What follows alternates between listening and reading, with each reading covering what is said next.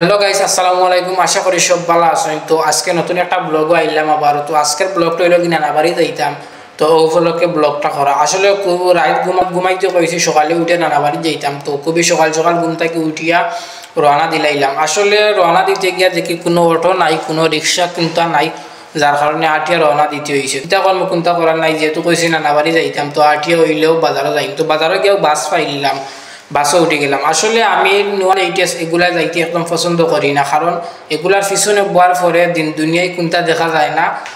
তো আমার যাতায়াত লাগে, খুবই ভালো লাগে বাস এবং সিএনজি, যার কারণে আমি বাসে উঠে গেলাম। বাসে উঠিয়ার পরে যে প্রাকৃতিক সৌন্দর্য যেটা, এটা আমার কাছে খুব ভালো লাগছে এবং আপনারা সামনে তুলিয়া ধরতাম পারছি। তো বাসে উঠিয়ে খুব ভালো লাগছে, কারণ বাসের যাত্রী খুবই সীমিত, কারণ সকালের টাইম, তো যার কারণে বাসও কম। খুব ভালো লাগছে। আমি দুইজনে সিটে বইছি, বয়ার পরে আমি এক সাইডে বইছি আর এক সাইডে আমার ব্যাগ রাখছি। তো অন্য সময় গেলে বাসও দেখা যায় যে অনেক যাত্রীর কারণে দাঁড়াইয়া যাওয়া লাগে, খুবই কষ্ট। তো এবার আমি খুবই আরামে যাই আর খুবই ভালো লাগে। তো না নিয়ে এখান থেকে ফোন দিয়া যে আইরামনি। তো আসলে আশেপাশের মানুষ এখনো পর্যন্ত সব মানুষ ঘুমো, কিন্তু আমি নানাবাড়ির উদ্দেশ্যে রওনা দিলাইছি, কারণ আমার রাত ঘুমাই নানাবাড়ি যাইতাম সকালে উঠিয়া, যার কারণে নানাবাড়ির যাইতাম কইছিলাম, যার কারণে রওনা দিলাইছি। আসলে আমি নানাবাড়ি থেকে ছোটো থেকে বড় হয়েছি, তো নানাবাড়ির লোকে একটু বেশি টান আমার। তো আমি ওখানে লেখাপড়া মাধ্যমিক, হাই স্কুল এবং কলেজ আমি ওখানে লেখাপড়া করছি, যার কারণে একটা জব পাইছিলাম। জবের কারণে আমার বাড়ির টাকা লাগে, বাড়ির থেকে জবটা করা লাগে, মাঝে মধ্যে কলেজও যাওয়া হয়। তো শুক্র শনি যেহেতু রেস্ট পাই, তো নিয়ত করছি নানাবাড়ি দিতাম গিয়া। তো আসলে চুলোর যে অবস্থা, চুলোর অবস্থা দেখিয়া লাগে আমি চুলো এক মাসের মাঝে হাত দিছি না। আসলে আমি ঘুম থেকে উঠছি, তো উঠিয়া চুলের যত্ন নিতাম পারছি না, কারণ নানাবাড়ি যাইতাম কুচির তেলায় আর কোনটা ভালো লাগছে না। তো কথা শেষ করতে করতে আবার বাজার অতিক্রম করিলাম। তো এই বাজার অতিক্রম করার পরে যে বাজার আইব, ওটাও আমার গন্তব্যস্থল। তো আর বেশি সময় লাগতো না। আসলে আমার বাড়ি থেকে প্রায় 1.5 ঘন্টা লাগে যায় আমার নানা বাড়ি যেতে হইলে।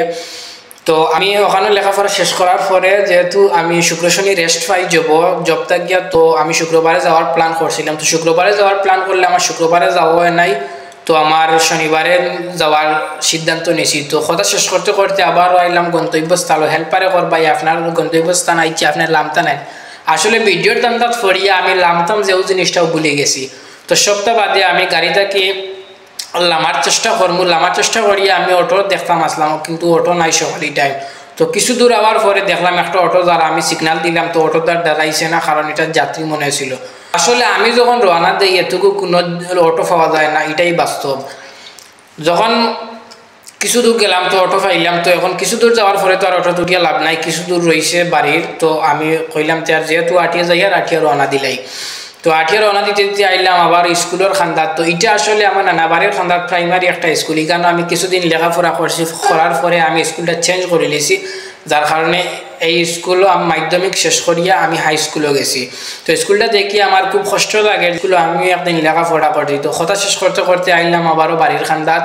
তো বাড়ির খান্দা দেওয়ার পরেও গুরুস্থান দেখিয়া মনে হয়ে গেল যে নানার কথা। আসলে আপনারা দেখতে পারা যে বেড় দেওয়া যেটা, ওটা আমার নানার খবর।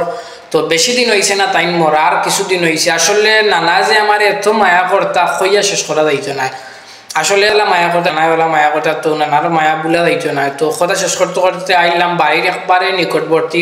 তো আসলে বাড়ির সামনে দিয়ে অনেক বড় বিশাল সুন্দর রাস্তা আছে। তো আমি হিবাই না গিয়ে আমি কুনাকুনি গেলাম কি, আসলে খুব ক্লান্ত হয়ে গেছি হাঁটতে হাঁটতে।